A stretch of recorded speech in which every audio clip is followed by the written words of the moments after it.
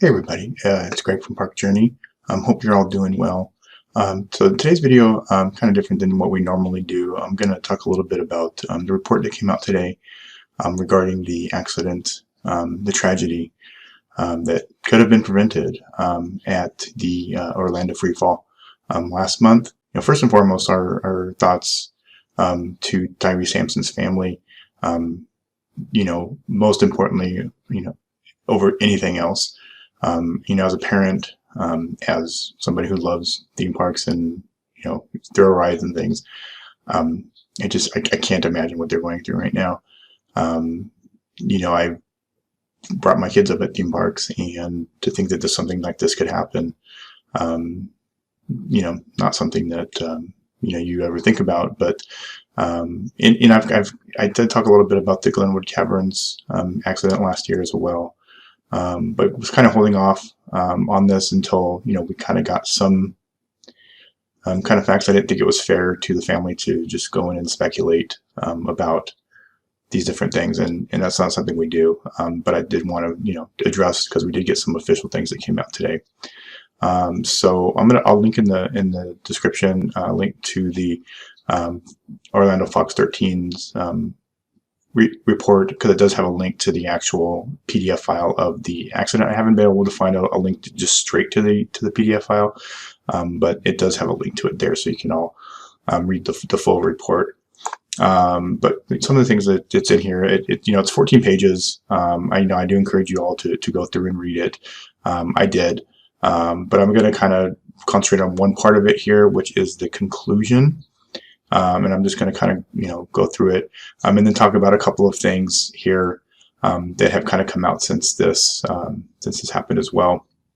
So conclusions are: the ride did not experience a mechanical or electrical failure. Tyree Sampson was in seat number 1. Prior to the time of the incident, seat 1's harness proximity sensor was initially set to within the normal restraint guidelines of nearly 3 inches. Prior to the time of the accident, but subsequent to the initial setting, seat 1's harness proximity sensor was manually loosened, adjusted, and tightened to allow a restraint opening of near 7 inches. So basically, by this, they made their own quote-unquote big boy seat. And I'll kind of talk about what a big boy seat is after this, or after I kind of go through the conclusion for some of, just to kind of provide a clear explanation of what that actually is. That is not the technical term, that is just the enthusiast term. But to continue, at the time of the accident, seat 1's harness restraint opening was between 6 to 7 inches at the start of the ride. During the slowing of the ride, Tyree Sampson slipped through the gap between the seat and the harness, which may have expanded several inches due to the inherent seat and harness compliance.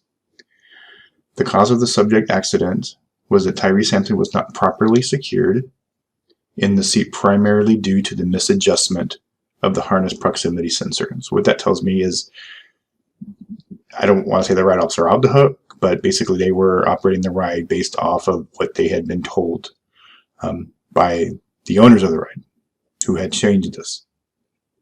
The misadjustment of the sensor allowed both safety lights to illuminate, which again, that's what the ride ops look at, that's what they're trained to look at, improperly satisfying the ride's electronic safety mechanisms and allowing the ride to commence even though the ride was unsafe. So basically, like I said, according to this, what I'm reading into it is the park adjusted the sensor to allow larger riders to ride than what should have been allowed to ride based off of the manufacturer's restraints, or their guidelines, and the guidelines that the state had approved.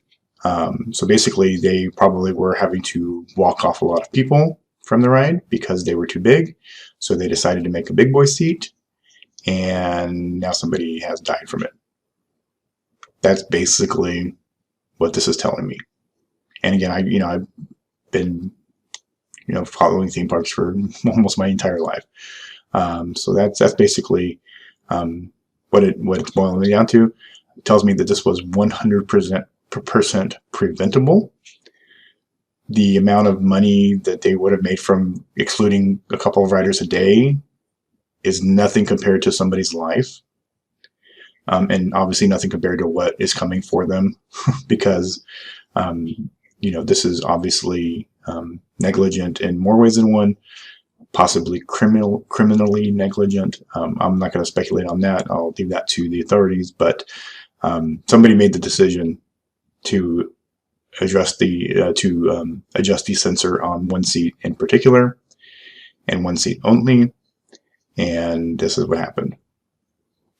Now, as far as the ride itself, I also wanted to say that somebody that we follow and somebody that follows us, Stephen K, I am Stephen K, or at I'm Stephen K, actually rode the attraction in February. I'll link to his video here.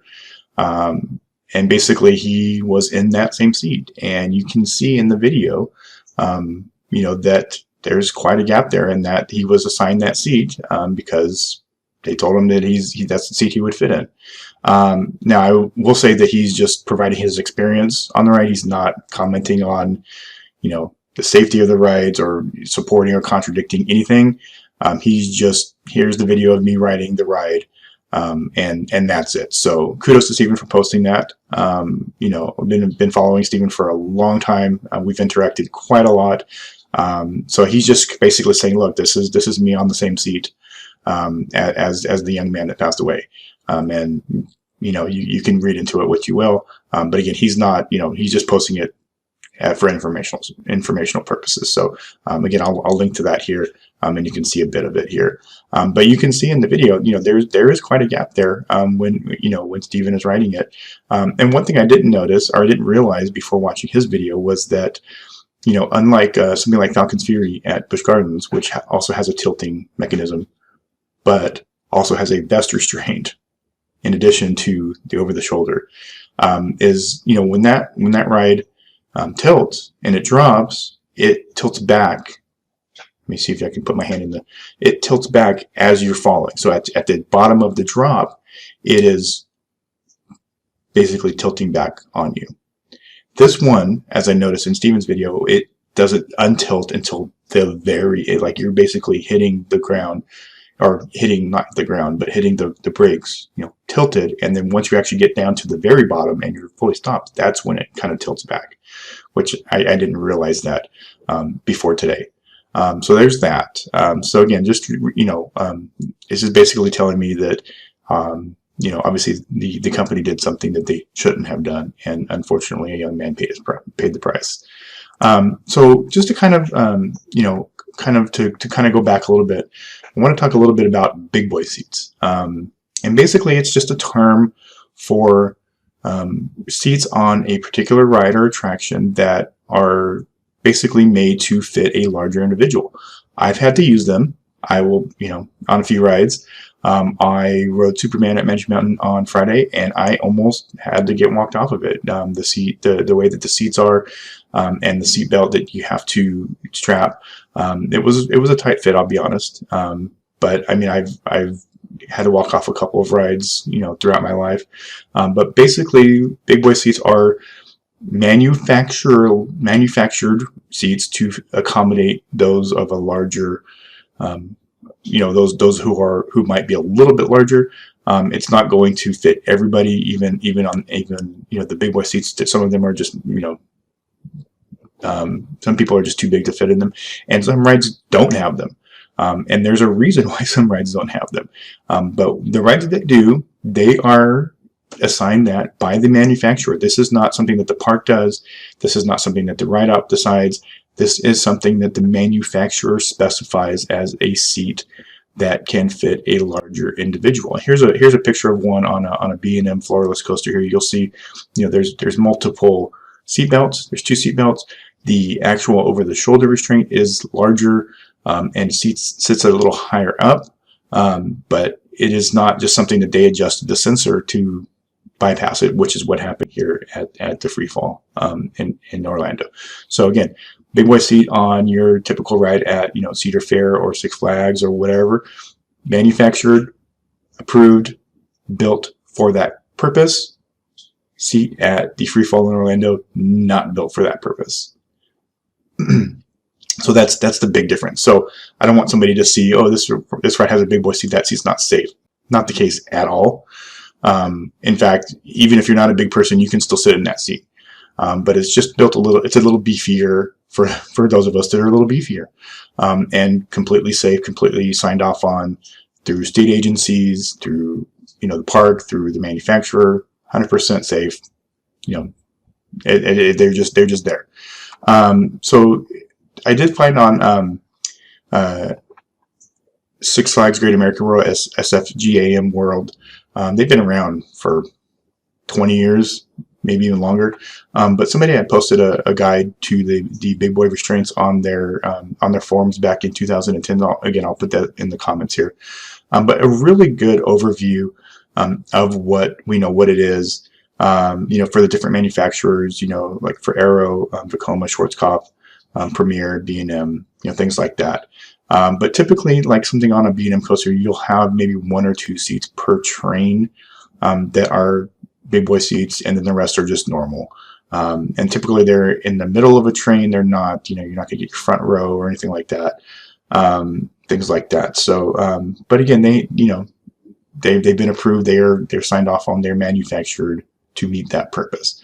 Not every coaster type has them. Some of the more extreme coasters, like at Cedar Point, like Top Thrill Dragster, Accelerator at Knott's has longer seat belts, but doesn't have like a big boy accommodation seat. Like Hang Time doesn't have it. There's things like X2, things like they don't have it. They're all just kind of the same, restraint style and things like that. So, not everything has it, but basically it's up to the manufacturer to determine if a ride is safe having a seat or two that has, a lot for a larger person. Rocky Mountain construction coasters do not have them, things like that. So, and again, it's also up to the parks to determine, and the manufacturer to determine if it needs, a seat belt in addition to the restraint. One of the things I had kind of talked about a little bit with this particular ride is that there was no secondary seatbelt function, even though in this case it may not have made a difference because they probably would have adjusted that too. But you think of something like like an RMC coaster, like I rode Twisted Colossus on Friday, and that coaster has like 6 points of contact. You have your seatbelt, you have the lap bar that sits on your stomach or on your lower stomach. You have it sits on your thigh, so the lap bar goes on your stomach and on your thigh, and then you also have 2 kind of calf restraints, or they fit over your legs and the bottom of your legs. So you are not going. You have like 6 points of contact, 7 points of contact. And this particular ride in Orlando, they had 1, which was the over shoulder restraint. There was no secondary anything. Again, not that may have made a difference in this case, because they probably would have adjusted that to fit their big boy seat. So, I think it's up to all of us, obviously, to hold when something like this happens, to hold these companies accountable. I made a comment a couple of weeks ago that I felt that smaller parks should not really get in the extreme thrill ride business, 400-foot drop towers and things like that. Not because I don't think they're inherently unsafe. I think, some of you may know this. I'm a corporate trainer. I don't deal with safety things. I deal with computer systems and things like that. But there's something to be said about training requirements for the larger parks. Your Disneys, your Universals, your Cedar Fairs, your Six Flags, even Dollywood and Silver Dollar City and Kennywood. Those all are maybe more independent parks, but they have corporate overseeing things. And then you get a park in Orlando that has like 2 things, and one of them is the tallest, fastest drop tower, freestanding drop tower. It just seems like there's kind of a difference, and maybe they should stick to mini golf and bumper cars. I don't know. And people kind of laughed at me when I said that a couple weeks ago, and I kind of stand by that even more today. So that is what it is. But anyway, again, I just wanted to kind of say a few words about the report that came out today. I'm not going to monetize this or anything. I'm not putting any frills on it. Just wanted to kind of share some words on it. Again, the tragedy of this is that a young man lost his life doing something that was supposed to be fun. I hate doing videos like this. When I did the one from Glenwood Caverns last year, I hated doing it. I hate doing this one. And hopefully I'll never have to do one of these again. I mean, that's just, hopefully it's too much. I hate to say it, it makes me not want to do this, to have to talk about things like this. But, we report on theme parks. We have to report the good and the bad, as far as I'm concerned. And this is the bad. Obviously, if you can help out the family, they have a GoFundMe and stuff like that. It's been out there. And again, at the end of the day, our thoughts are with Tyrese's family and his friends. Hopefully whatever good changes come out of this, will mean that this doesn't happen to somebody else. All right, everybody take care. Take care of yourselves, be good people, and we'll talk to you soon.